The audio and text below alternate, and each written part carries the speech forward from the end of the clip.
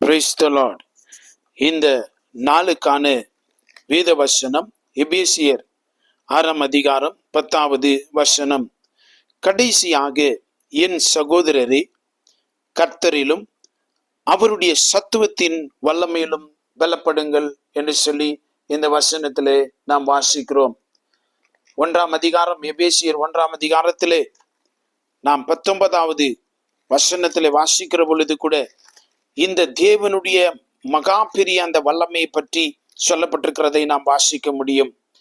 1:19, தாம் கிறிஸ்துவை மரித்தோரிலிருந்து எழுப்பி அவரிடத்தில் நடப்பித்த தமது பலத்த சத்துவத்தின் வல்லமையின்படியே விசுவாசிக்கிறவர்களாகிய நம்மிடத்திலே காண்பிக்கும் தம்முடைய வல்லமையின் மகா மேன்மையான மகத்துவம் என்னதென்றும் நீங்கள் அறியும்படிக்கு என்று சொல்லி நாம் இங்கே வாசிக்கிறோம். அந்த தேவனுடைய அந்த பலத்த சத்துவம் என்று சொல்லி நாம் இங்கே வாசிக்கிறோம். எனக்கு அன்பான தேவனுடைய பிள்ளைகளே, பரிசுத்த ஆவியானுடைய அந்த மகிமையின் வல்லமை, அந்த பலத்த சத்துவம் நமக்கு கொடுக்கப்பட்டிருக்கிறது என்பதை நாம் தெரிந்து கொள்ள வேண்டும். கர்த்தருடைய பரிசுத்த நாமத்திற்கு மகிமை உண்டாவதாக. இந்த வார்த்தைகளிலே சொல்லப்பட்டிருக்கிற காரியங்கள் ஒவ்வொரு விசுவாசியும் இவ்விதமாய் அந்த கர்த்தருடைய சத்துவத்திலும் வல்லமையிலும் பலனடையும் போது மட்டுமே நாம் பிசாசை எதிர்த்து நிற்கத்தக்கதான ஒரு தேவனுடைய வல்லமை பெற்ற ஜனங்களாய் நாம் மாறுகிறோம். இதை கிறிஸ்துவை மரித்தோரிலிருந்து எழுப்பின அதே வல்லமை நமக்குள்ளே கிரியை செய்கிறது, நம்மை உயிர்ப்பித்திருக்கிறது, நம்முடைய ஆவியை உயிர்ப்பித்திருக்கிறது, நம்முடைய சாவுக்கு ஏதுவான சரீரங்களை அது உயிர்ப்பித்திருக்கிறது.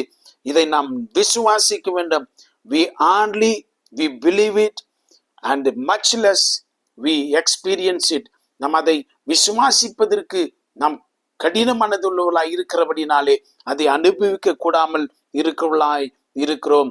தேவனாகிய கர்த்தர் அந்த வல்லமையிலே நாம் பலனடைய வேண்டும் என்று சொல்லி தேவன் நம்மை அழைக்கிறார்.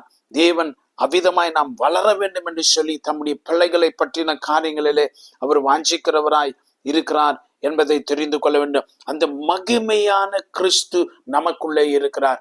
With is all might and power, அந்த மகிமையும் வல்லமையும் அவர் நமக்குள்ளே இருக்கிற பொழுது அந்த வல்லமையும் மகிமையும் நமக்குள்ளே இருக்கிறது. கர்த்தருடைய பரிசுத்த நாமத்துக்கு மகிமை உண்டாவதாக. எனக்குள்ள கிறிஸ்து இருக்கிறார். அந்த வல்லமை, அந்த மகிமை, தேவனுடைய அந்த மகா பெரிய அந்த சத்துவம், பலத்த சத்துவம் எனக்குள்ளே இருக்கிறது என்று நாம் விசுவாசிக்க வேண்டும். We have to believe that the divine power is working in you. The divine power is in you. Hallelujah. கர்த்தருடைய பரிசுத்த நாமத்துக்கு மகிமை உண்டாவதாக.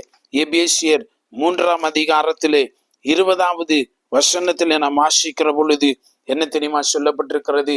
மிக அழகான ஒரு வசனம், வல்லமை நிறைந்த ஒரு வசனம், முக்கியமான ஒரு வசனம் இது. நாம் வேண்டிக் கொள்வதற்கும் நினைக்கிறதற்கும் மிகவும் அதிகமாய் நமக்குள்ளே கிரியை செய்கிற வல்லமையின்படியே என்று சொல்லி நாம் இங்கே வாசிக்கிறோம்.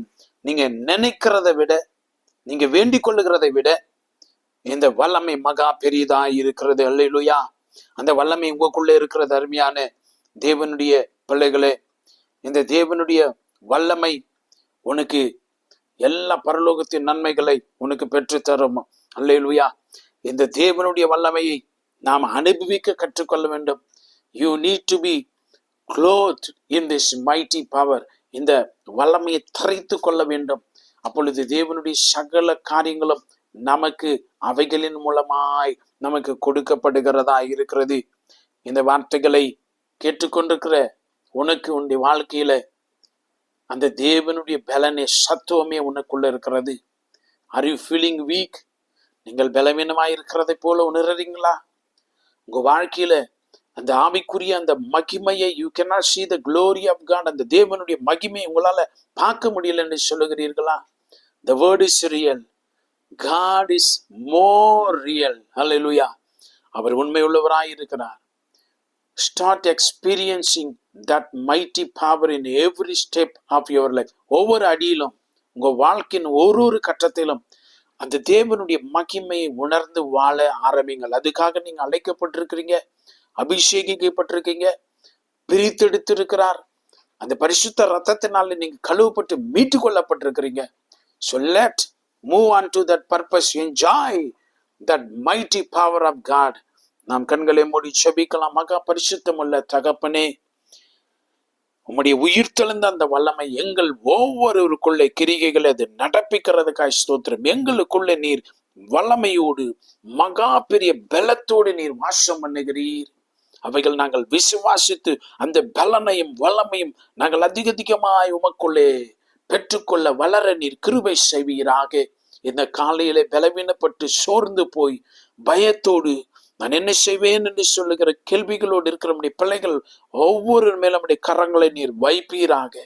ஞானத்தின் தேவன், சமாதானத்தின் கர்த்தர், வல்லமையுள்ள தேவனாகி கர்த்தர் இந்த நாளில் நம்முடைய பிள்ளைகளை தொட்டு நீர் நடத்த வேண்டுமாய் செபிக்கிறோம்.